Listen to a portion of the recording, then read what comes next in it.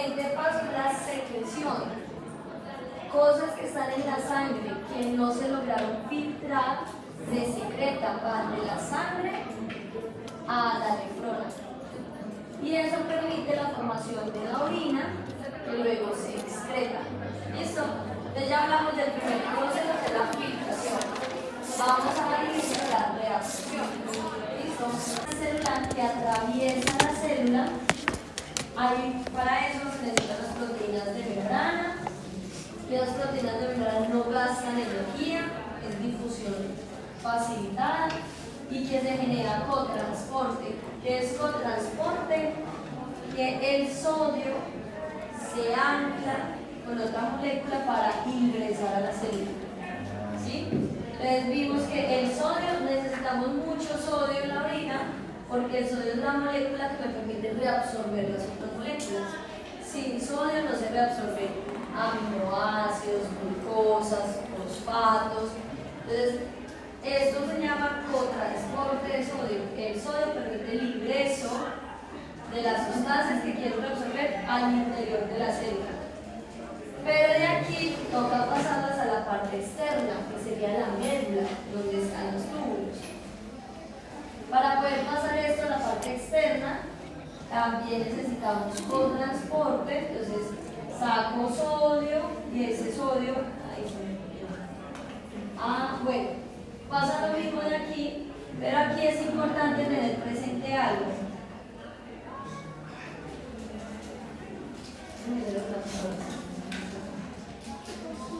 Acuérdense que si entra sodio con todas las moléculas, esto se empieza a llenar de sodio y como estamos hablando de difusión, la difusión se da hasta que los dos niveles queden con la misma cantidad de solutos.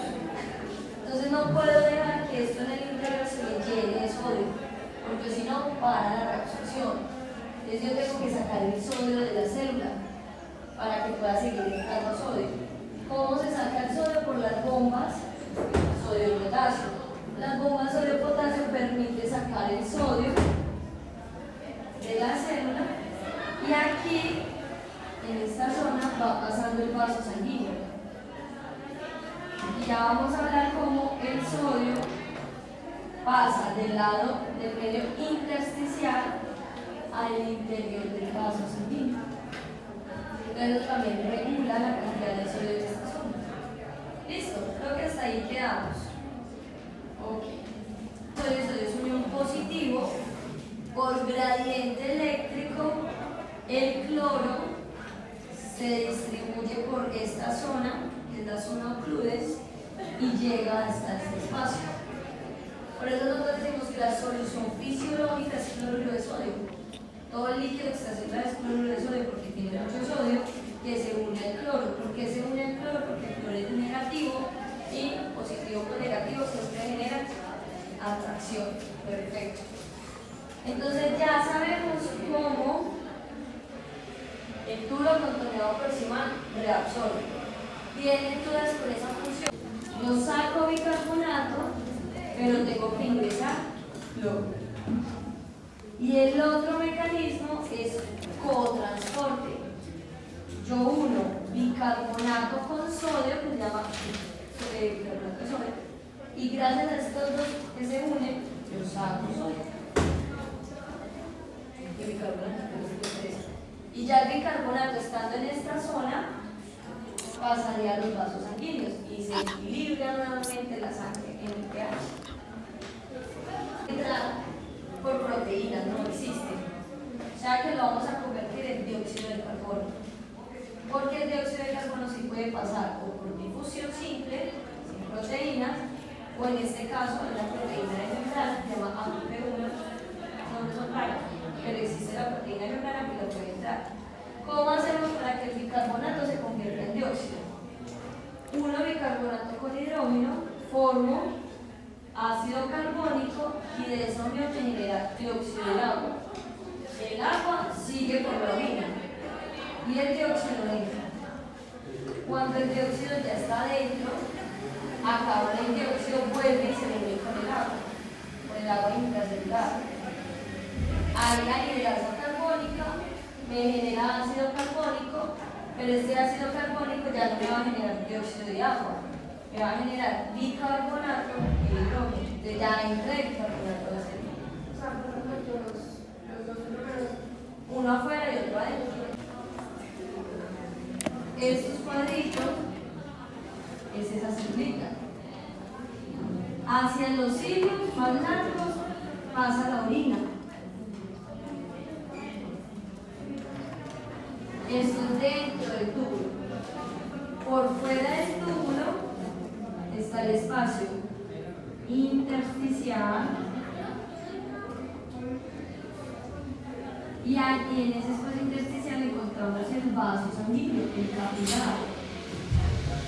Entonces, cuando hay bicarbonato aquí en la sangre, no hay bicarbonato. Acá está aumentado y acá está disminuido. ¿Por qué está disminuido? Porque la sangre que está pasando por esos capilares fue la sangre que ya se filtró. ¿A dónde se fue el bicarbonato de la sangre? A la orina, en el proceso de filtración. Si el bicarbonato disminuye, acá empieza a aumentar el hidrógeno. Entonces me genera una acidosis. Necesito volver a equilibrar esto. O sea, necesito volver a meter este bicarbonato que está en la orina y llevarlo hacia la sangre. Y ese mecanismo es eso que acabamos de hablar. No pueden entrar por otra proteína. ¿Sí? Entonces vamos a hacer un proceso grueso, que se llama endocitosis. Endocitosis es cuando yo ingreso algo a la célula, pero eso que ingreso es muy grande. Y en endocitosis hay dos procesos: cuando ingreso algo sólido o cuando ingreso algo líquido. Cuando ingreso algo sólido se llama fagocitosis y cuando ingreso algo líquido se llama pinocitosis.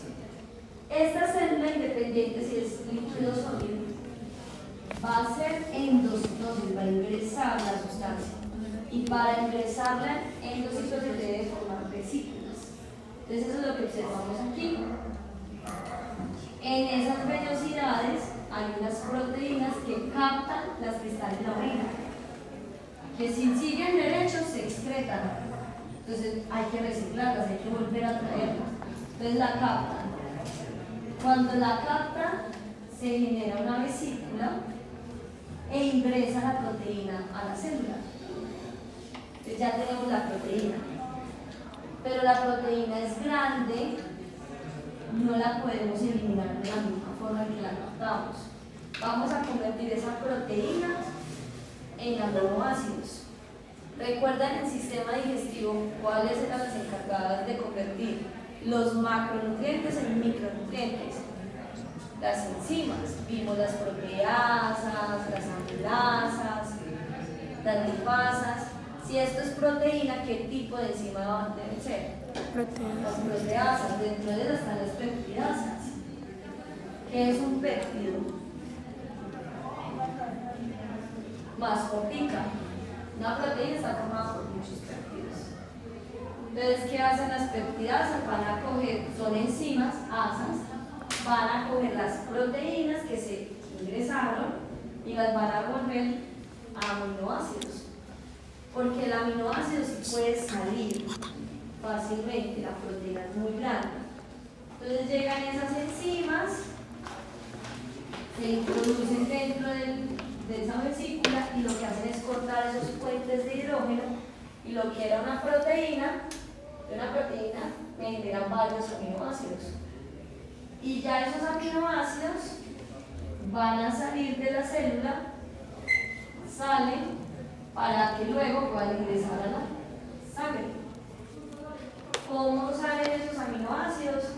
Por contrasporte de sodio e hidrógeno. Entonces, primero, las agarramos por endocitosis, las degradamos en aminoácidos y las sacamos por cotransporte. ¿Sí? Por reabsorción y secreción. ¿Qué reabsorbe? Solutos. ¿Cómo reabsorbe? Por difusión facilitada, con ayuda principalmente del cotransporte de sodio. Van a haber momentos en que haya contratransporte, que ya lo hemos mencionado. Esa reabsorción de solutos me permite equilibrar el pH, volver a equilibrar la sangre con esos electrolitos y además también ayuda a la reabsorción de proteínas para no perder ese nutriente tan importante por la orina. Ahora, la otra función que tiene el túbulo contorneado proximal es la secreción. Desechos que no se filtraron porque estaban anclados a una proteína se deben de secretar. Y es el túbulo contorneado proximal quien hace esa función. ¿Listo? Ok. Cuéntame qué pasa con estos vasos sanguíneos. ¿Qué son? ¿De dónde vienen? ¿Cuál es la función de esos capilares que rodean esos túbulos? ¿De dónde vienen estos capilares?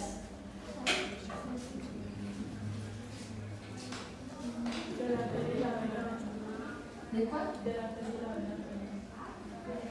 Más específicos.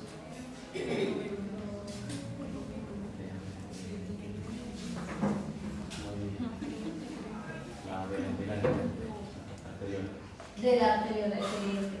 Habíamos dicho que cuando la sangre ingresa al glomérulo por la arteriola aferente y sale por la arteriola eferente, esa arteriola eferente genera unos capilares que recubren los túbulos. Cuando se reabsorben las cosas en el túbulo contorneado proximal, eso pasa a la corteza del riñón, al espacio intersticial, y de ahí pasa a los capilares. ¿Listo? Vamos a hablar entonces del asa de Henle. Y no olviden los capilares que tiene el asa de Henle, porque vamos a hablar de la función de ella que está muy vinculada a esos capilares. Descendente y una rama ascendente. Y esas asas de Henle cambian según el tipo de nefrona. Mencionamos que existen dos tipos de nefronas, unas corticales y otras yuxtamedulares.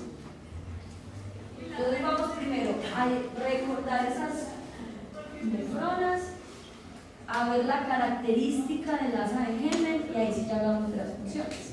Está más cerca de la médula que este corpúsculo renal. Como está más cerca de la médula se llaman nefronas yuxtamedulares. Y si están más lejos de la médula se llaman nefronas corticales.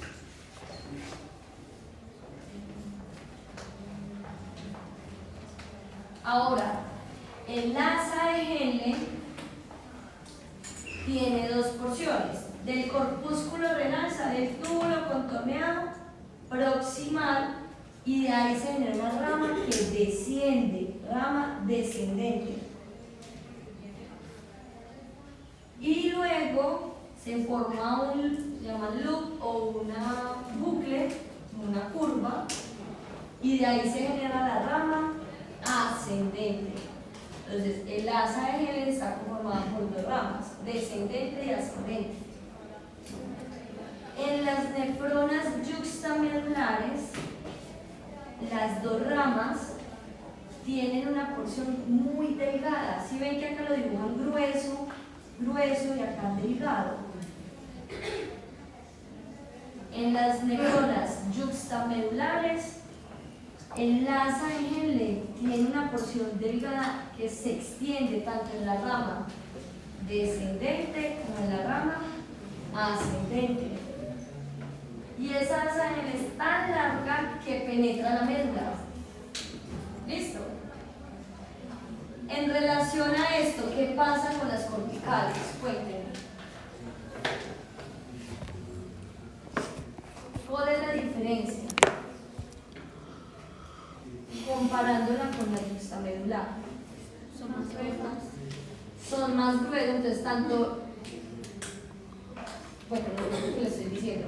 ¿Son más gruesas en qué? Cuéntenme. Todas las ramas ascendentes y descendentes son gruesas, todas. ¿Qué pasa? La porción delgada es más corta. tiene una porción delgada más corta, mucho más corta. ¿Dónde se ubica esa porción delgada? En la rama descendente. Miren acá el corpúsculo renal, túbulo contorneado proximal, rama descendente. Entonces, la rama descendente tiene una porción delgada muy pequeña. ¿Y qué le pasa a la rama ascendente? La que sube. ¿Se parece a la otra nefrona? ¿Por qué no se parece?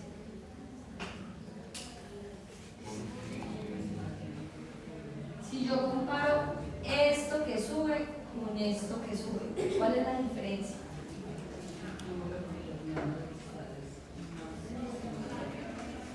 No, el túbulo contorneado es este. No van a mirar túbulo, solamente miren hacia ejemplo, la rama que sube, ascendente. ¿Cuál es la diferencia? La rama ascendente de la nefrona cortical a la yuxtamedular. Que es solamente gruesa. ¿Hay una porción delgada? No, es solo gruesa. ¿Listo? ¿Y qué pasa con la profundidad de las AEGL? ¿Son igual de profundas las corticales con las yuxtamedulares?